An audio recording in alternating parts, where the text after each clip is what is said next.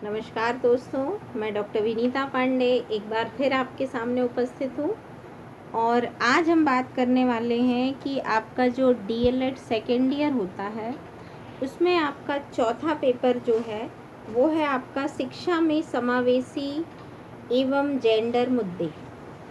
ये पेपर जो है वो आपका 3 यूनिट में डिवाइड है और इसमें फर्स्ट के बारे में मैंने आपको वीडियो के द्वारा बताया था। सेकंड उसमें मैंने आपको समावेशी शिक्षा क्या है और विशेष शिक्षा जो अभी कल परसों में एक वीडियो डाला है उसमें आपका बीएड और डीएड का जो सिलेबस कवर कर रहा है उसके बारे में भी मैंने बताया है कि विशेष आवश्यकता वाले बच्चे क्या कौन कौन से होते हैं और उनकी क्या अपेक्षाएं होती हैं। फिर इकाई 3 जो है उसमें जेंडर साला और समाज है, जिसमें आपको पुरुष और महिला का जो समाज है, जेंडर समाज और साला का संबंध, ये प्रश्न मुख्य रूप से पूछे जाते हैं। तो इनको बहुत अच्छे से समझने की ज़रूरत है। तो इकाई 3 के लिए हम बात करने जा रहे हैं कि एक प्रश्न बहुत इम्पॉर्टेंट है और ये हमेशा आता है कि कक्षा में जेंडर समानता के लिए किए गए जो प्रयास हैं वो कौन कौन से होते हैं और आप किस प्रकार से अपनी कक्षा में समावेशी शिक्षा को लागू करते हुए जेंडर की समानता जो है वो उसको आप वहाँ पर ला पाएंगे। तो आइए हम आज बात करते हैं कि ये वास्तव में है क्या और इसको हम किस प्रकार से अप्लाई करेंगे।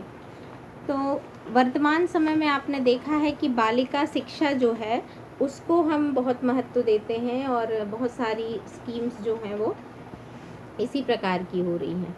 तो बालिका शिक्षा के विकास के लिए सर्वाधिक महत्वपूर्ण कार्य जो है उसमें गवर्नमेंट ने भी किया और हमारे भी दृष्टिकोणों में अंतर आ रहा है और हम बालिका शिक्षा के प्रति अभिभावकों को भी जागरूक कर पा रहे हैं और अभिभावक भी सकारात्मक हो रहे हैं। दूसरा है कि पृथक विद्यालयों की स्थापना, जिसमें बालिका शिक्षा के लिए हमको पृथक विद्यालय, जो लड़कियों के लिए अलग स्कूल्स होते हैं, कस्तूरबा गांधी विद्यालय, इस तरह की चीज़ें जो है वो शुरू की जा रही हैं।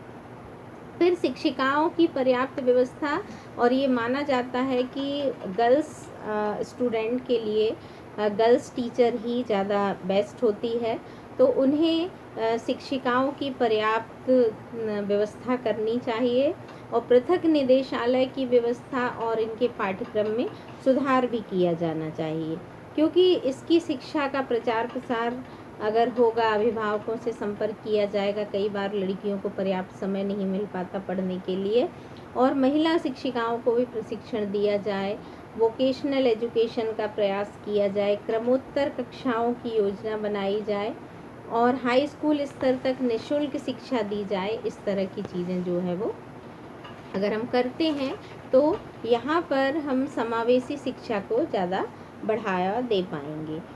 और इसमें अगर हम CWSN मतलब बच्चों के लिए भारतीय पुनर्वास परिषद की भूमिका जो है अगर हम देखें, तो यहाँ पर पुनर्वास परिषद की स्थापना का मुख्य उद्देश्य ये था कि जो विशेष आवश्यकता वाले बच्चे हैं, जैसे आपके विकलांग व्यक्तियों के कल्याण के लिए कार्य करती हैं ये संस्थाएं।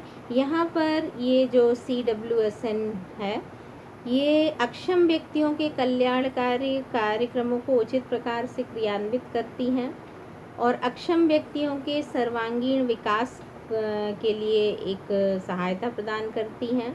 अक्षम व्यक्तियों के हित में कार्य करने वाली जो संस्थाएं हैं उनका सही मूल्यांकन भी ये संस्थाएं करती हैं।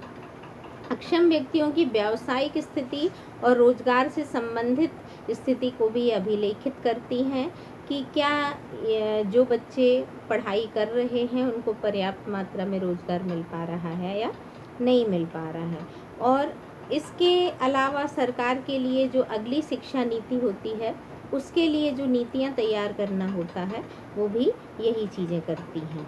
और निःशक्तता का अधिनियम जो बनाया गया PWDACT 1995 में के आधार पर एक वो बना आयोग, और उसमें अक्षमता से रिलेटेड बहुत सारे नियम बनाए गए उसमें भी ये देखा गया कि आपकी आरक्षण की व्यवस्था की गई, विकलांग का कोटा कितना है, रोजगार के कितने % इन लोगों को वो दिया जाएगा, स्वास्थ्य की इनके लिए सुविधाएं क्या होगी, समितियों का निर्माण किया गया, यात्रा संबंधी सुविधाएं क्या दी जाएंगी, और पैरों से जो लोग नहीं चल पाते उनके लिए क्या उपकरण दिए जाएंगे, जो नहीं सुन सकते, जो नहीं देख सकते, उनको कैसे प्रोडक्ट जो है वो अवेलेबल कराए जाएंगे। तो इस प्रकार की चीज़ें जो हैं यहाँ हमारी समावेशी शिक्षा जो है उसके यूनिट 3 में बताई गई है कि आप इनकी पहचान कैसे करेंगे, और साथ में समावेशी शिक्षा में हम जो स्कूल की शिक्षा है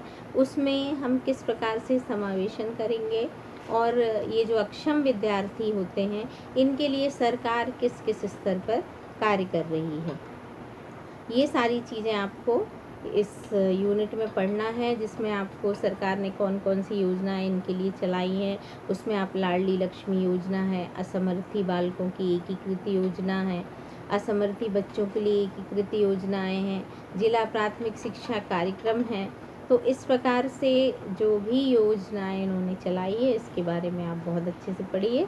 यदि आपको इनसे संबंधित कोई भी चीज़ समझ में ना आ रही हो तो आप मुझे कमेंट बॉक्स में कमेंट कर सकते हैं कि मैडम इस टॉपिक पर, इस यूनिट पर आप वीडियो बनाइए, तो मैं कोशिश करूँगी कि आपकी समस्याओं का समाधान करूँ। आज के लिए बस इतना ही। धन्यवाद। मेरे इस वीडियो को ज़्यादा से ज़्यादा शेयर करें, लाइक करें, कमेंट करें, ताकि आपके विचार हम तक पहुँच पाएँ। आज के लिए बस इतना ही। धन्यवाद।